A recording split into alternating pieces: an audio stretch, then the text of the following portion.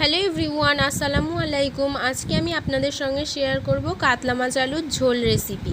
আজকের রেসিপির জন্য মাছের পেটির মধ্যে দিয়ে দিচ্ছে নুন আর হলুদটা ভালোভাবে মাছের সঙ্গে মিক্স করে নিচ্ছে। তারপরে একটি কড়ার মধ্যে পরিমাণ মতো সর্ষের তেল দিয়ে মাছের পেটিগুলো গরম তেলের মধ্যে ছেড়ে দিচ্ছে। ভালোভাবে উল্টে পাল্টে মাছের পিসগুলো ভেজে নেওয়া হয়ে গেছে। এখন অন্য একটি পাত্রের মধ্যে তুলে নিচ্ছে।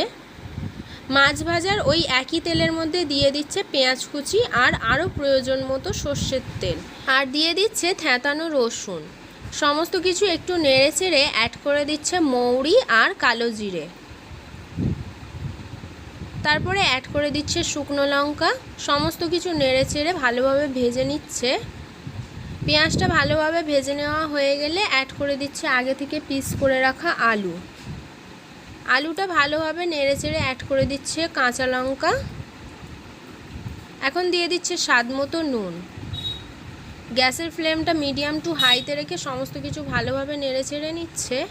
এখন অ্যাড করে দিচ্ছে জিরে মরিচের গুঁড়ো আর হলুদ গুঁড়ো। গ্যাসের ফ্লেমটা হাইতে রেখে 3-4 মিনিট মতো ভালোভাবে নেড়েচেড়ে নিয়ে অ্যাড করে দিচ্ছে পরিমাণ মতো জল, যাতে করে আলুগুলো সিদ্ধ হয়ে যায়। কিছুক্ষণ পর কড়াইয়ের ঢাকনাটা খুলে অ্যাড করে দিচ্ছে আগে থেকে ভেজে রাখা কাতলা মাছের পেটিগুলো।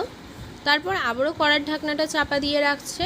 কিছুক্ষণ পর কড়াইয়ের ঢাকনাটা খুলে আরও একবার নেড়েচেড়ে দিচ্ছে। এই সময় সমস্ত আলু ভালোভাবে সিদ্ধ হয়ে গেছে।